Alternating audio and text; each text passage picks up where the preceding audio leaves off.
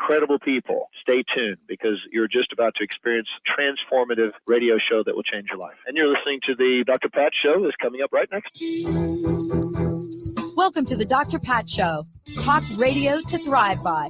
Powerful, inspiring, and coming to you live, bringing you stories of people like you and me, busting through and living life full out. Get ready to dare to wonder what your life would be like if you knew you could not fail.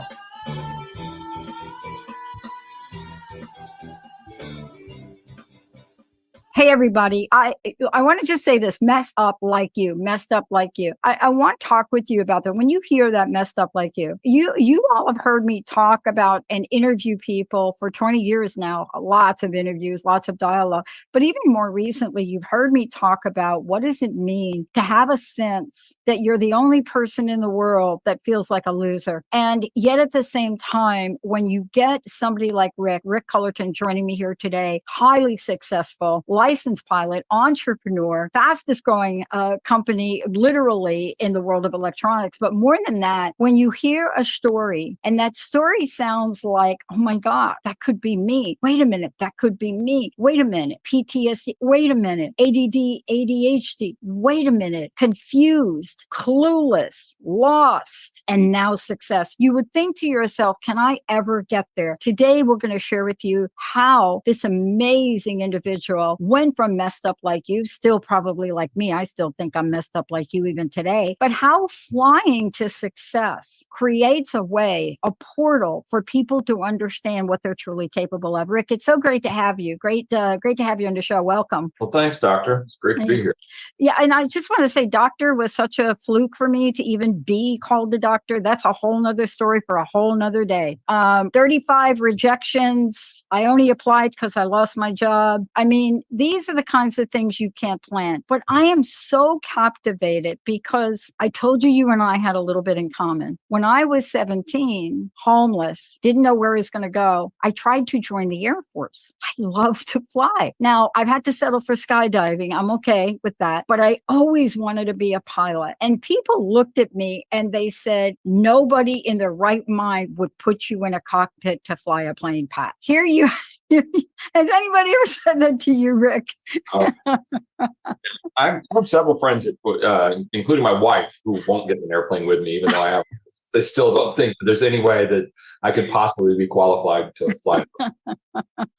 Let's just talk about this. Messed up like you, but also let's talk about your success. People have often asked me about challenges. They've heard bits and pieces of my life, my story. I haven't shared it. I'm actually a very private person.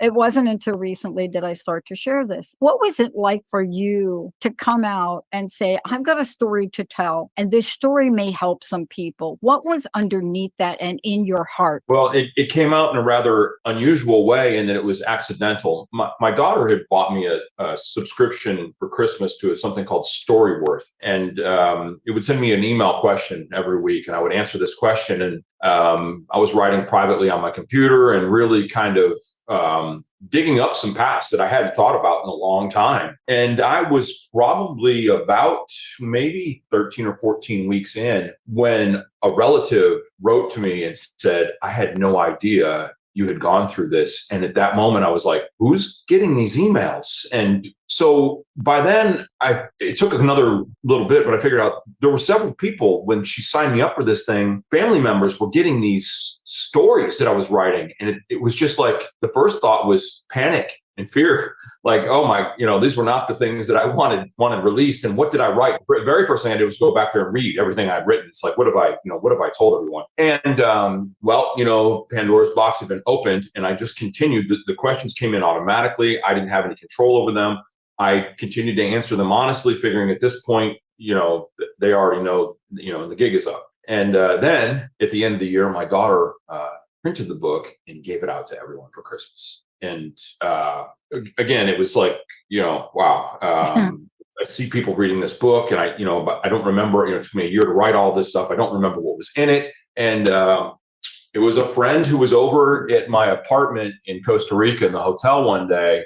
She was reading this and said, Rick, you really, you need to get this to more people. This is unbelievable. Of course, she knows me later in life, only sees the shiny side of things. Yes. It also just happens to be someone with a very gritty past, a person with an incredible story. She herself was smuggled across the border in a truck to get her child out of Colombia, and just somebody that I have a lot of respect for and has been through a lot. And she says, I think this would help someone, and that's where it started. So this short, I think the Storyworth book was 50 pages or so. We started with that, and it went on and just kind of brought in more. I'm 56 years old, and I started very young, so there's a lot more than I could fit in. Still, I want to keep everyone's attention. I can't put the whole thing in a book, or it becomes War and Peace.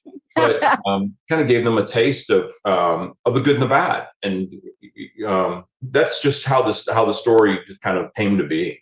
And then I love that you shared this, because I want to talk about the notion of becoming a pilot too, because there's something about you and I that we adore about being high up in the air. I mean, it's hard to explain to people what that's like, right? My friend said I had a Top Gun phobia, and I said, "What do you mean? That's not a phobia." They said, "Well, no, you're right. You're kind of like a Top Gun obsession." And I said, what are you talking about? It's like a movie. And they said, "No, your obsession to fly, your obsession to be in the air." And I said, I've given up the pilot thing, but to jump out of a plane out of 120 miles an hour and hear nothing in the air, the minute that chute pops up, the beauty of that experience is breathtaking to me. Albeit it's a very short flight. It's nothing like you flying, but there's something about who you've become that you must not have thought much in life was going to keep you back. And yet at the same time, everything in life is going to keep me back.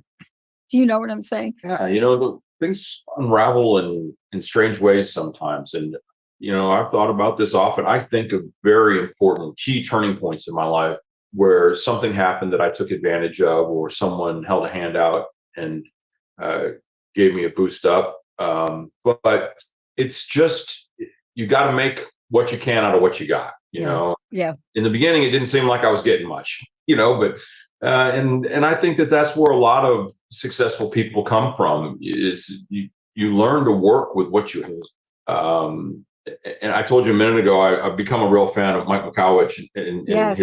reading his book, Toilet Paper Entrepreneur and Profit First, and some of those. But his feelings were just reiterate what I've already believed. And that, the less you have, the bigger the chance you have at success. And it's just, it's out of necessity. You have no choice. I mean, I had absolutely no choice. My choice was to either figure out how to make a living and be successful, or to be homeless, and I don't know, become an addict and live in the streets. Those two paths don't seem that, I mean, it's a fork in the road, but you could easily take either one of them. They're a nanosecond apart, though. I mean, I totally relate. I mean, there's a nanosecond apart. My friend Dr. Jean Houston talks about certain moments of life, like a jump time moment. And I too love that book, by the way, Profit First. I mean, there's just something about it that's so intriguing to people like me. But what you're talking about is there are pivotal moments that you have to, I don't even know how to describe it. We talk about it as decision making, but I think it's much more than that. It's almost like you're channeling something to do the thing that will take you to either one path or the other. And I know that there are so many things in your life like that. What have been the moments in your life that you can recall today as you think about the book, this book? I know there are many more. And you think about your success and you think about where you are today. What would you say are your top pivotal moments where you had to make what I call critical choice decisions? I mean, there've been a number of them. One that came to mind today was because of something else I'd read from someone else. And I was doing this big project and trying to open a giant store. And like many big projects, I always have this moment where I'm in over my head. I should not have done this. Please get me out of this mess. And then you have that moment where I'll take a loss, or just anyway, I was at that point and I'd run through all of my money. And this store was not going to open. It was just, it cost so much more to do everything than I thought it was going to cost. And I come home to what's you normally consider junk mail, and there are all these credit card offers, and this light bulb goes off. It's like, this is my only hope. and I just started filling out this is back when you would mail them in, and I filled out every single application. One of those was with Wells Fargo. I still have a line of credit with them today that I established back, I don't know, 20 years ago to do the, and I got enough credit cards to sort of finish the project. And we got the store open, not knowing whether it was going to be a success or not. And it was a huge success. But it was that decision to go forward at all costs. One of them. And there have been a few like that. There's probably some that are more significant, but we all have those moments. And later on in life, I adopted this this sort of, I don't know what you call it, a cheat, in that when I have a decision in front of me, and it used to just be big decisions, I would use this simple filter over what am I going to wish I'd done. And I put that, I started with big things like that, and that might have been the project that really got me to start thinking that way, because I was so happy with the result when I got done. I employed a lot of people. The store was hugely successful. It did a lot of good for the ecology, the economy. And then I got to thinking about how hard that had been, and how I have a lot of difficult decisions in life. And sometimes I don't always make the right choice. And I've applied this to things as simple as, should I eat another piece of pizza? I mean, it maybe that's not the best example, but it's a good example. It's very good.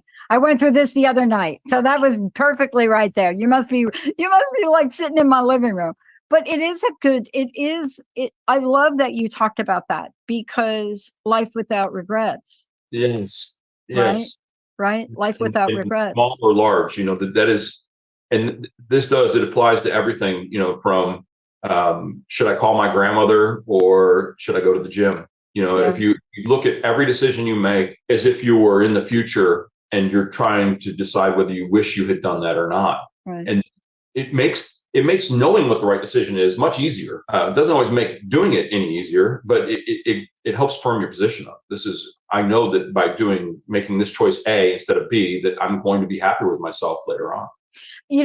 What you're talking about is such a tipping point, a learning point for so many people. I want to ask you a question. I mean, the timing of your book, the timing of what you're doing is so perfect.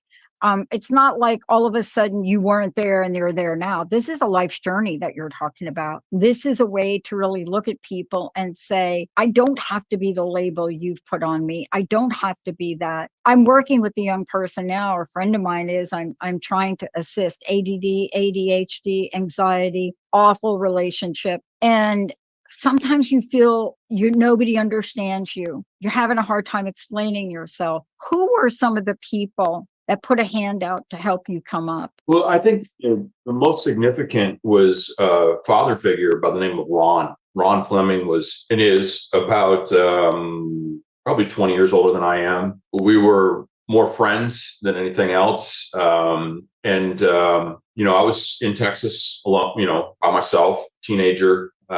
He saw me in a bad situation. I had a job selling cars for a guy that I just shouldn't have been around. And he kind of came up and scooped me up and then got me started in my own business. But he offered so much advice along the way, and so many. Ron is a lot like I came from the school of hard knocks. And so his advice hit home. It was coming from somebody who I respected and admired. And I wanted to be like Ron. Ron was admirable. His word was great. But he would tell me funny things along the way. I'll never forget some of them. When Ron turned 50, he said, if I had ever known I was going to live this long, I would have taken better care of myself. And time, and that's when I started to get my act together physically. I'm like, you know what? He's got a point there. Yeah. And another one, it was more of a joke, but we were at an auction. We were in the car business, and that business in Texas back at that time in the 80s and 90s was not known for the most ethical folks in business. And Ron told me, he said that the car dealer's code of ethics is never lie, steal, or cheat unless absolutely necessary. And it had a lot to do with just the filter on life. Like you've got to try to do the right thing. Yeah. Always, you got to try. You got to try. And, it's interesting. I was doing a show the other day. This is my 33rd year in an alcohol recovery, much longer for narcotics, way much longer. And, I think about the people or the person I met back in, I don't know what year, 1972, that changed my life, a man from Ghana, Africa, who walked in and watched me playing ping pong table tennis at a table tennis club in a full cast. I had a full cast on my left leg. And he walked in and he looked at me and I couldn't hardly understand him. He's like, "What are you doing? What are you doing?" And I looked at this guy. I didn't know who he was. I had no idea that this was like the national, like whatever champion.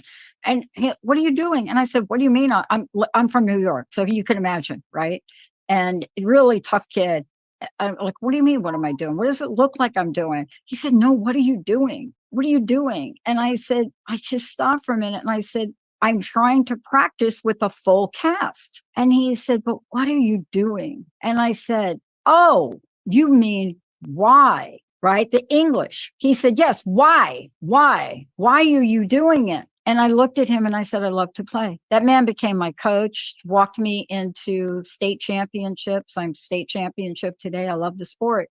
But when somebody stops to whisper something like that in your ear, it is unpredictable and it can help you turn crisis into the most incredible things. How would you speak to the people today, regardless of age, that maybe don't fly, or in my case, maybe they don't jump out of a plane, maybe don't have the experience? What can we say to them today based on what you've written in this book to say, don't give up, people, don't give up? Well, first off, I suffer from the two biggest problems I personally have are anxiety and ADHD.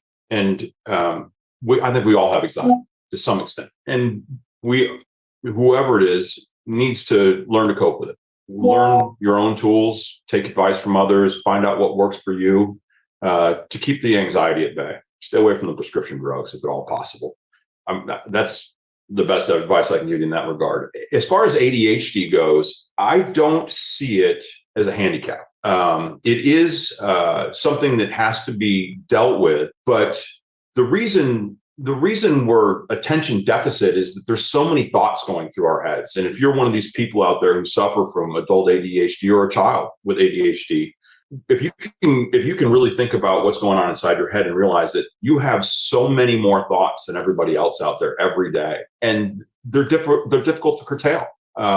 Even as an adult, it's taken me a while, but I would act out too many of these thoughts. And I've learned through time that just because I can do something doesn't mean I should.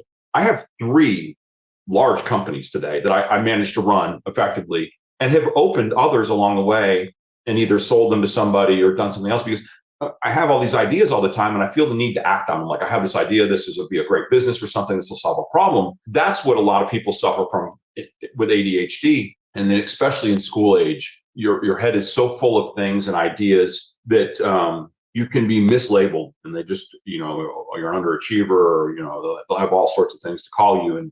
And you're really probably more intelligent than most. You just have a hard time focusing because there's so much going on up there. So my advice is to, learn to deal with both of these things. These are probably not going to go away. This is you. And anxiety is there for a reason. It can be good. Too much of it, obviously not. But anxiety comes up when you've got problems you need to face, or you need to sort something out. Just don't want to dwell on it. Use what you can, and I've got all sorts of cheats. The technology today has made things a lot easier. Oh, yeah. Back, it was all paperless, and still today. So keep this in mind. People who only know the shiny side of Rick think that everything's magical. But if I'm going to go run errands in my car and I've got 3 things to do, I have to write them on a sticky note and take them with me, because it's like walking my dog. I'll see a squirrel, and then all of a sudden I have forgotten why I even left the house. And if I don't, it's very likely that I'm going to come back and have not completed one of those things and not realize it until I get in the house and see the list that I've had there. And like, got to get back in the car and do this again. So I have a lot of coping mechanisms, and I suggest that anybody who's, trying to better themselves finds out what works for you. What makes me happy, what causes me to have less anxiety, how do I channel this ADHD into something positive, and just build your own toolkit. I know this is a short interview, but I want to make sure everybody knows. Let's just if you could take a minute Can you let folks know, one, how they can find out more about you and how they can get a copy of the book? Let's just take a moment to do that if you could. Absolutely. Well, so my name's Rick Culleton, and that's probably the easiest way to find me is on my own website. It's rickculleton.com, and Culleton is spelled Culleton. There's links to the book, other business ventures I've got going on, my Facebook account, wherever. I'm pretty easy to find. My Facebook page is public. I'm on Instagram, although I'm not real good with selfies, so there's not a lot.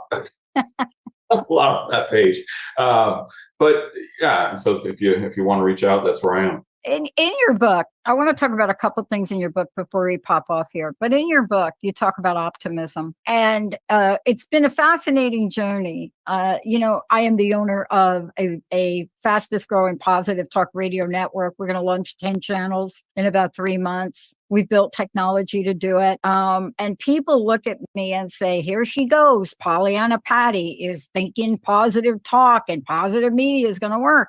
And it's fascinating because as dreadful as some of the moments of my life have been, to this day, I'm still optimistic. And, but you talk about that in the book. How critical has that been for you? It's very critical.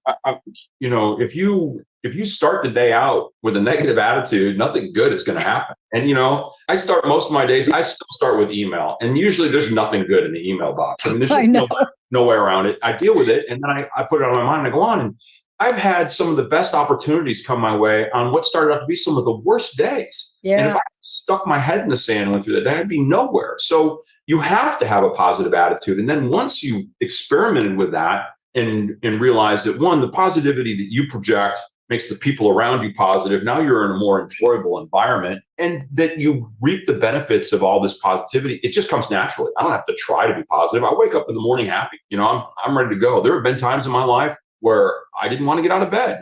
I've had issues, but I worked through them. And in the vast majority of the time, I'm happy to be here and sincerely enjoy life. And I'm looking for an opportunity. And these days, it's not necessarily an opportunity for myself, but I enjoy finding opportunities to help people, whether it's just making an introduction between two people, giving someone some advice, or rolling my sleeves up and giving them a physical hand. Yeah, I did that yesterday. I think I have a little poison ivy from that today, but that's okay. It's like a small side effect in the scheme of life. A little poison ivy is just a reminder of what good work outdoors feels like. Rick, one last question. Thank you for today. Again, please give out your website. I'd love to know your personal message. I'd love to know what you'd like to leave all of us with today.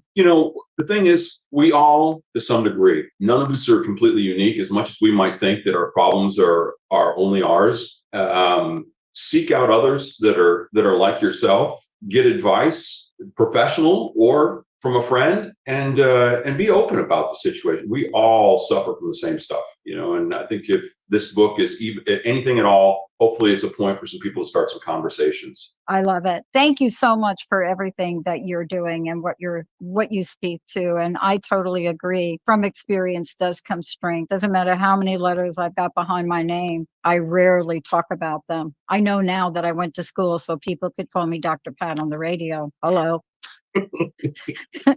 That little Dr. Pat cost $150,000, just saying. But here's the point, right? Experience, strength, and hope. Isn't that the way to roll? Absolutely. Thank you, Rick. Thank you so much for everything you do. Let's take a short break, everybody. We'll be right back.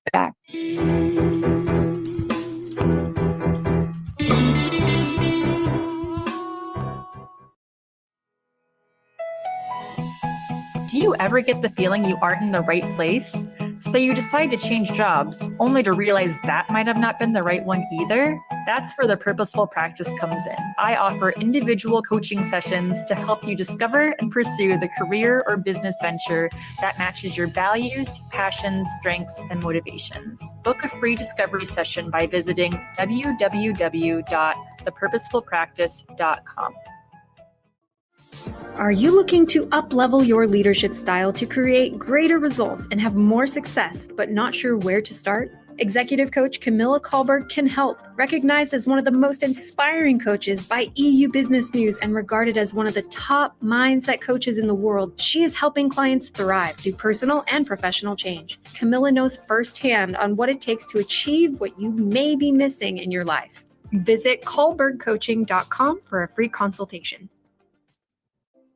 Are you ready to take the first step towards thriving and be all that you are? Hi, I am Tanya Budson, CEO of Organically Meta, a love-based business created to help you make new choices for a better life. With Heal Your Life coaching, you learn how to love yourself so you can achieve your wildest dreams. Start by visiting organicallymeta.ca. Activate your DNA with the light codes of creation and implement the life of your dreams with the help of Pam Bright, a multidimensional healer, a light language channel, and a spiritual transformational coach. Pam offers a variety of sessions to heal your mind, body, and soul vibrations. She will connect you with your spirit team, activate your chakras, and more. Not sure what service is best for your journey? Find out by scheduling a free discovery call by visiting brightbutterflynetwork.com. Hi, welcome. This is Dr. John DeMartini. This is one of the most amazing and inspiring shows that you can listen into. If you want to be on the edge of your seats, if you want to open up your heart, if you want to expand your mind, and you want to meet incredible people, stay tuned because you're just about to experience a transformative radio show that will change your life. And you're listening to the Dr. Pat Show that's coming up right next. Welcome to the Dr. Pat Show. Talk radio to thrive by. Powerful, inspiring, and coming to you live, bringing you stories of people like you and me, busting through and living life full out. Get ready to dare to wonder what your life would be like if you knew you could not fail.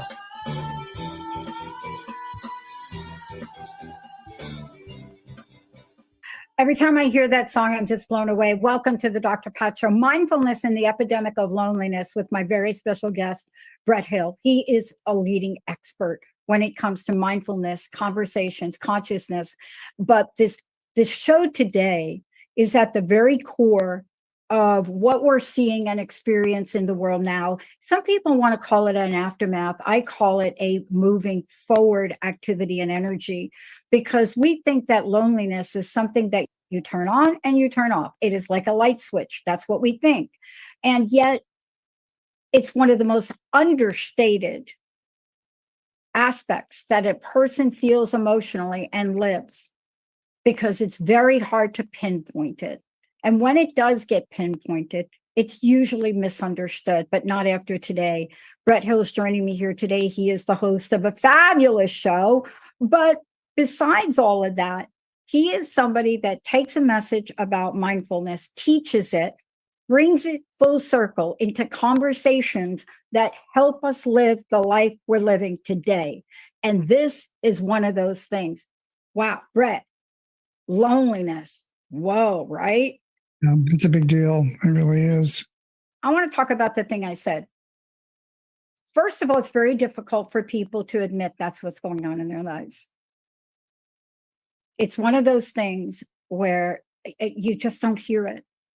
But man, if you're an empath, you can feel it. Oh, if yeah. you're around your right, if you're around your right, it's a feeling that's so hard to describe. What's your experience, in working with people that are coming forward and saying, man, I'm in the middle of this, Brett?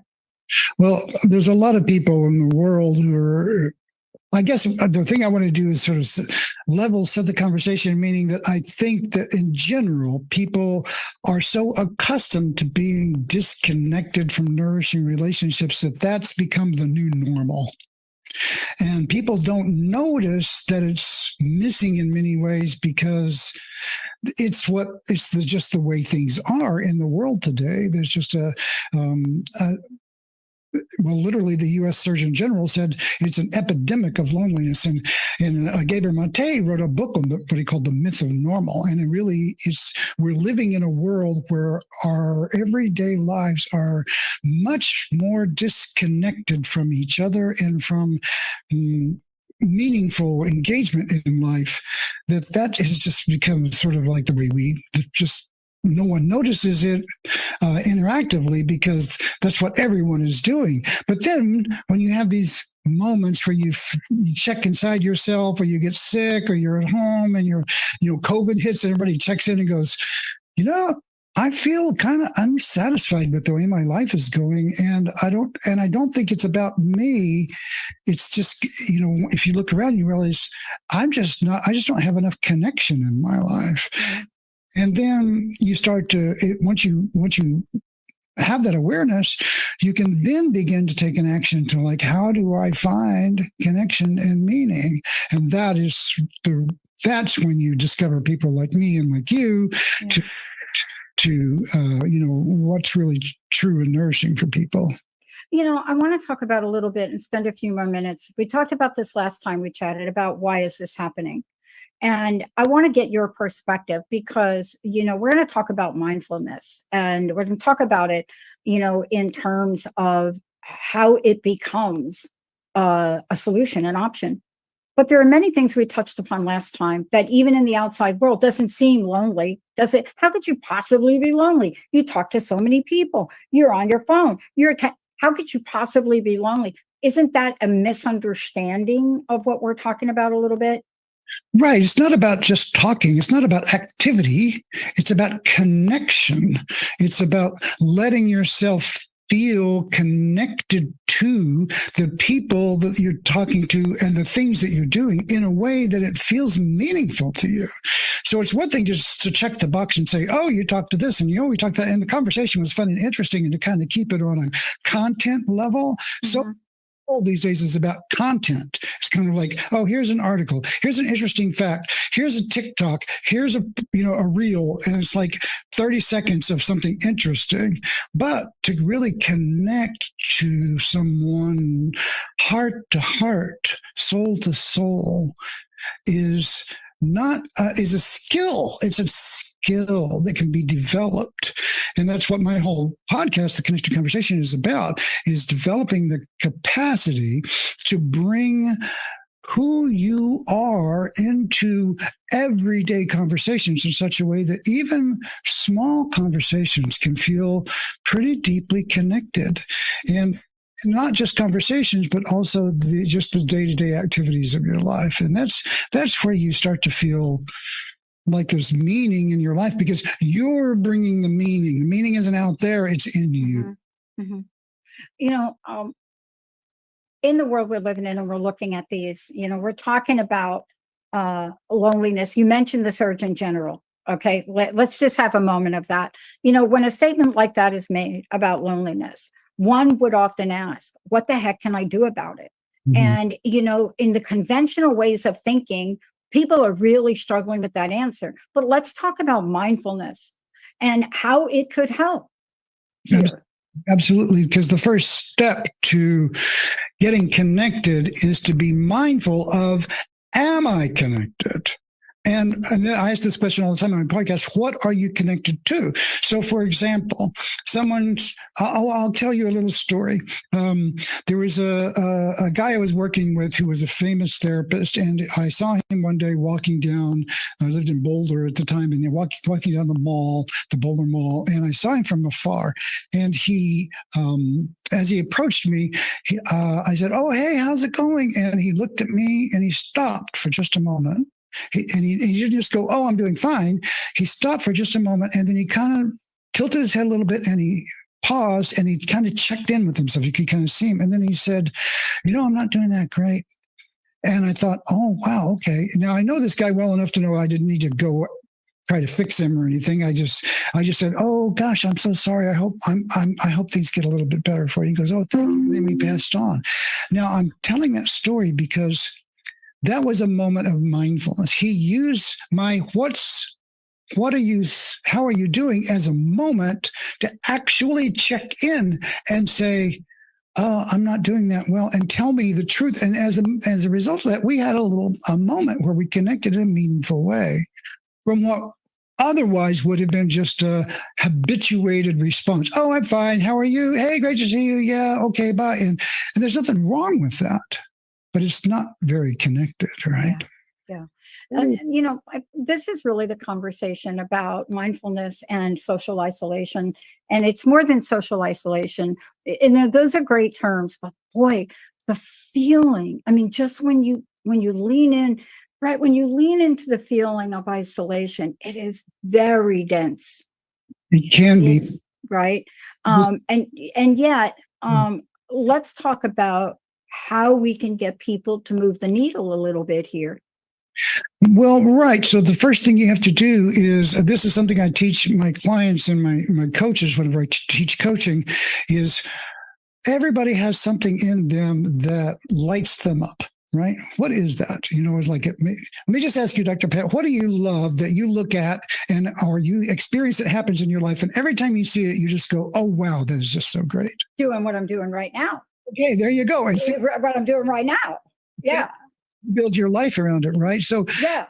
someone who's sitting around and they don't have that, they're not feeling that connected, they don't feel that enlivened. The question is, where are the parts of where is your aliveness? And not in a way, oh, my aliveness is pushed away and I can't get there, but what's simple and direct? Like, do you like sunsets? Do you like trees? Do you like puppies? Do you like babies? Do you like music? What is it that you actually like to do? And or what is it that lights you up automatically? And connect to that as a beginning. Connect to that multiple times a day on purpose. It needs to be simple. It needs to be accessible, and it needs to be something that is uncomplicated. So I said simple. So it's like, you step outside, you look at the sky, you go, oh, wow, that sky is so beautiful. I know. Let yourself feel that. That's the very, very beginnings of beginning to study, what am I connected to in a conscious and intentional way. I woke up this morning. I get up early. I'm an early riser, and we're getting a little bit of heat wave. But this morning it was cool, so I start to open up the windows. I go to the front room and I open up the window, and right smack in a road in front of my house was an old friend called the coyote.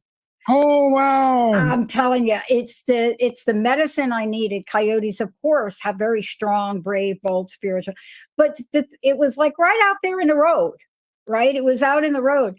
And I just stopped, must have heard me raise the window to take a look. And we just had that moment where we connected, and I thanked it. I thanked it for the message. You see, these are moments of connectedness that are hard to explain until you experience them. But once you experience them, I walk away from that and I have a whole energy about what is the message from you, Coyote, for me today. And I'm telling you, own that street, not even on the lawn, like walking, trotting right down there, right in the middle of Bothell, just hopping itself right around there. I have no idea where it was going. But those are moments of connection that I think we're talking about. When we come back from break, that set the tone for my day. That helped me, that moment, Exactly. right? Of a day, I'm getting ready to go out of town for a talk. But that moment stopped me, Brett. It stopped. Oh, is it too hot? Is it, am I packed? It stopped me. Connected to something deeper, much deeper. Exactly. We're going to take a short break, everybody. When we come back, more with Brett Hill. We're going to tell you how you can work with Brett. This is not just a conversation with Brett. This is his place. This is the work he does in the world, the help he provides people with on one of the toughest, and in my life, the heaviest feelings, loneliness. It is the thing that killed my mother. And so I know it and I felt it. When we come back, more to talk about.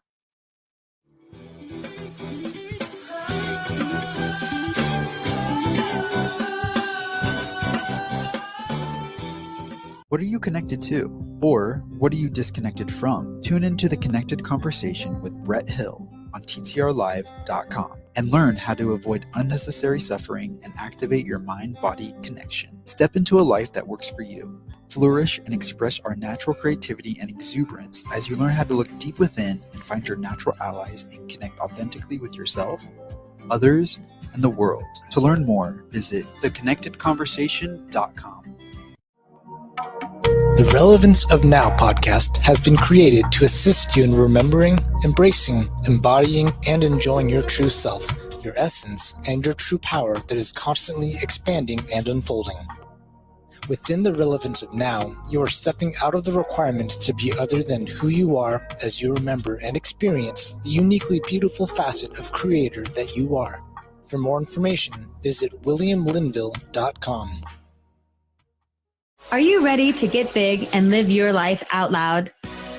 Tune in to Get Big Out Loud Radio, exploring life through the lens of curiosity and compassion, with me, Carrie Knudsen, joining Dr. Pat live every second Monday at 10 a.m. Pacific on TransformationTalkRadio.com. I will offer ideas to transform what you are thinking into conscious action. If you want to get big and live your life out loud, visit me at KnudsenSpeaks.com. Festa della Donna with Esther Graham honors all women far beyond a single day of celebration. Regardless of your race, gender, sexual orientation, or religion, Esther helps you rise to your full potential to live fully in God's plan and to do what you were divinely created to do. Festa della Donna offers programs that help you fulfill your dreams and desires. For more information and to get your free copy of the Festa della Donna Retreat Self-Care Guide, visit fdbwomen.com. I'm Jim Fannin. I coach champions. 15-minute consult, no obligation.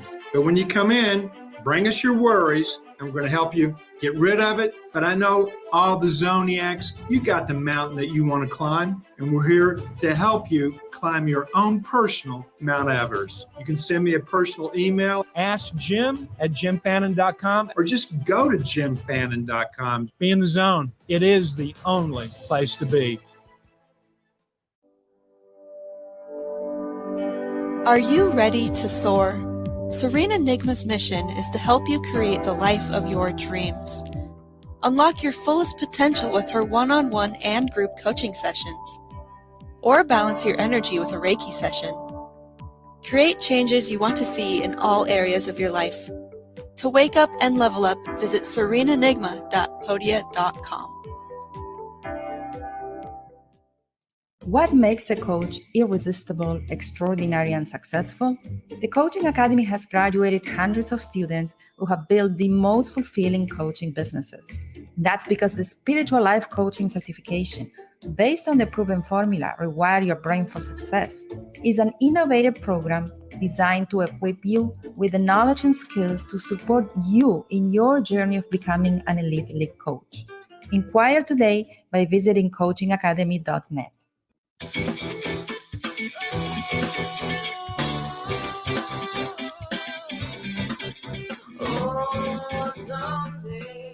Hey, everybody, welcome back. It's so great to have all of you tune us in, turn us on. Hey, Brett, before we're going to be talking about, Surgeon General. We're going to talk about that. We're going to talk about mindfulness, how it reduces social isolation.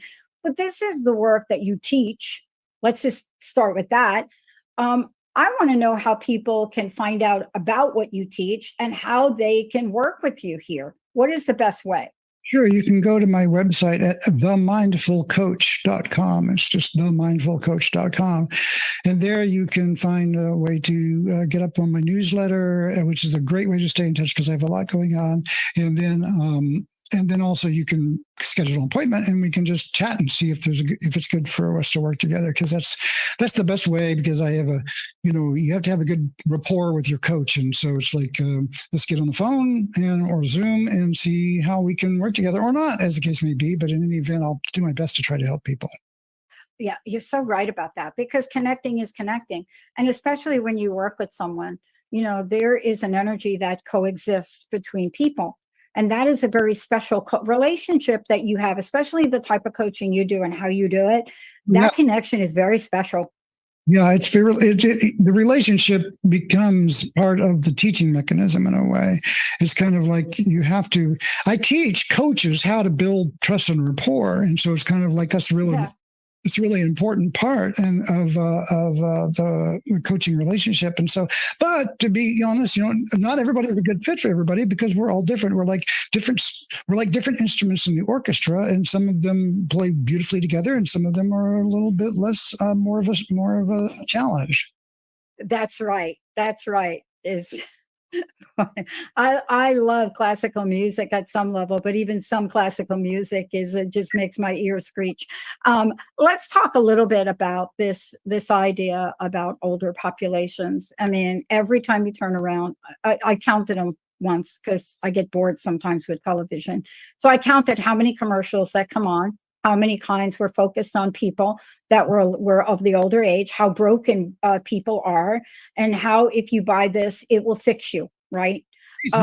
What is happening there with that?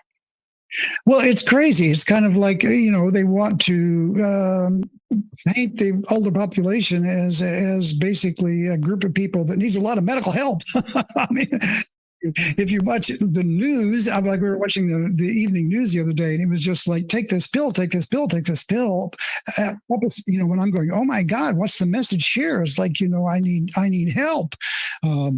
But to have a vibrant sort of connection to life, and they would paint people as wanting that, and then they show, oh, but if you take this pill, you'll actually get to have that. And so, it's kind of like the message there is that there is an outside-in solution. And let's be real, there are medical needs for those kinds of things. But overall, it's like the whole message for the entire culture in some way is that you'll have happiness if you just have the right stuff. If you can just acquire enough, if you can just be wealthy enough, good looking enough, popular enough, that will bring you happiness. And the truth is, it won't. Now, there's nothing wrong with having things, but what you really need to do, you can have a lot and be miserable. And there's story after story of people who will tell you that, very rich people who are extremely unhappy. So if that's so, then why put the acquisition in front of your happiness? Just fast forward to happiness, since anyone can have it. And that begins with connection to meaningful interactions in your life, and that's with nature, with your culture, with your family. And if you don't have that, you have to find where it lives in you, and then step into those things as best you can. And it begins with what I was talking about earlier, finding what lights you up, and then consciously, on purpose, engaging those kinds of things. Yeah. I mean, what I love about this, and I love about the conversation, is that that is the first step. I believe if we look for that thing that lights us up, and I say this without judgment. A lot of times when you hear people talk about the thing that lights you up, there's some kind of criteria. This is not criteria. Yeah, I love hitting a little white ball on a green table, and that lights me up. And to do it with my friends, forget it. It's like the 4th of July every day. And I get laughed at a lot about that. But it doesn't matter what other people think, does it? But yet we really weigh that in heavily sometimes. Well, yeah. And if you're doing that, then you're basically disempowering yourself, right? And that's the thing you have to look at. That's one of the questions. The criteria is like, it has to be something that's unconditional, in the sense that, if I step out and I look at this, like, I love the sky, right? So I can look at the sky a million times a day and I can go, yeah, it's so amazing. I just can't get over how spectacular the sky is. And because it's built into kind of who I am, I can use that. And I do many times a day. I'll look at it and just go, oh, wow. And I let myself really have that. That's the other part of it. It's not just noticing, it's deciding to let yourself feel how good it feels. And this is in neurology, this is your limbic state system. This is your nervous system changing into a state where you're experiencing something pleasurable, and you're doing that on purpose. And by adding these, this is a mindful moment, because you're adding mindfulness, a mindful moment to your life that feels good. And because it's like you and the coyote, right? That felt good. And then your day changes because of that. Totally. Kinds of things can change your day. And what is your life but a series of moments? And so the more of these good moments, delicious, yummy moments, I sometimes call them, the more of these you can have, and you can have a lot of them, the better your day goes. And the better your day goes, the better your life goes. Somebody asked me if I thought that there was I forget the exact question, but if I thought there was this understated benefit that COVID provided. And I had to create the caveat and say it was an epidemic. And I was talking to a young person the other day, and he used a 4-letter word to describe it. But then I said, yes, I think it did, because we're finding out now that more people looked at their lives and said, this is not my meaning. This is not my purpose. I mean, there's stories where the entire staff left the hotel industry and walked away from it.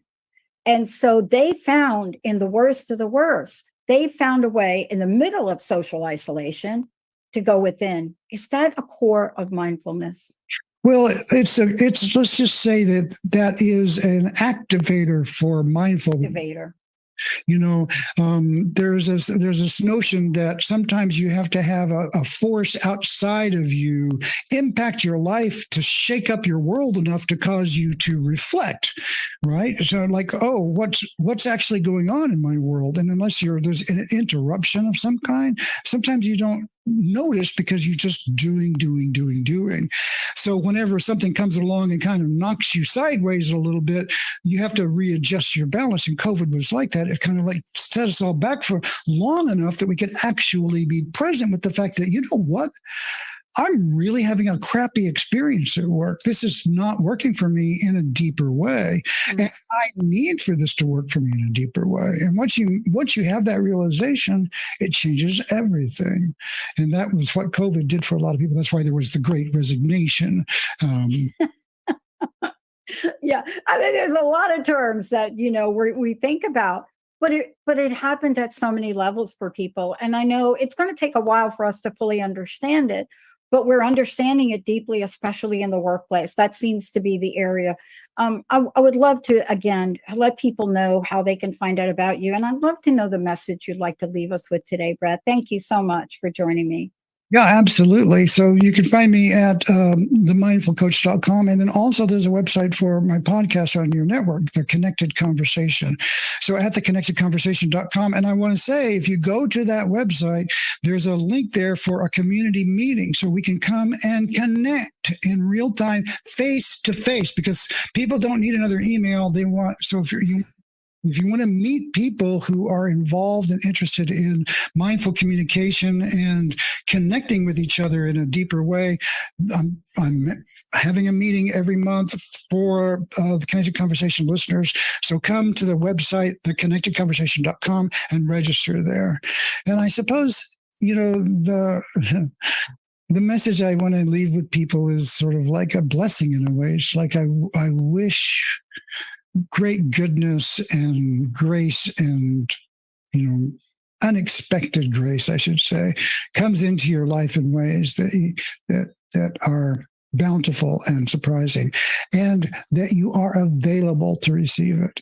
And to do that, just connect to the goodness that is right in front of you. Sometimes I say there are diamonds on the ground. You just have to stop and notice. And so don't wait to get hit by a virus to stop and notice, right? You can just take a breath and notice, what is it like to be in connection with me and my world? And that can be a very deep experience, and it can happen all the time. Yeah. And it's achievable for everyone. See, that's what I love about this. It's not just for you and me. You have helped people achieve this from many, many walks of life. And that's the message today. It's not for the 1 or 2% up there. It's for everyone. Brett, thank you so much for everything. You're welcome. Thank you so much for having me here. Thank you all for tuning us in, turning us on. And remember what Brett said. There is a way for you. It just requires a call. Just connect with Brett and explore. See if there's a pathway for you to step up and out of loneliness. We'll see you next time.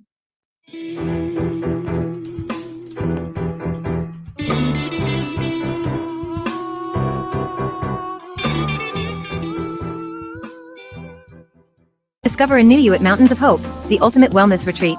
Detox your body with doctor-approved juice fasting and IV nutrition, using fresh fruits and veggies from Colombia's rich soil. You will be tested throughout the process according to your and your body's needs for a personalized experience. Relax your mind with yoga, meditation, while learning to heal yourself by following a 9-week doctor-supervised protocol. Heal your soul with emotional support from our caring staff who will follow up with you for a year after your retreat. Mountains of Hope, where transformation lasts. Here's a quick tip from Jason and Patricia at the Ecosystem Approach Show. This is for help with difficult communications with loved ones, bosses, coworkers, or even a teenager. Do this. Say to yourself, I direct all my resources in all dimensions to eliminate the barriers to direct, open, and honest communications with and then name the person. Take a breath and blow the barriers, the negative energy, into the processor that you see behind us.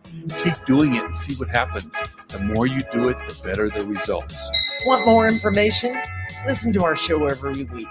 We teach you how to apply energy techniques to everyday life in ways that are practical and useful. See you Monday, 1 p.m. Pacific, or find us at theecosystemapproach.org.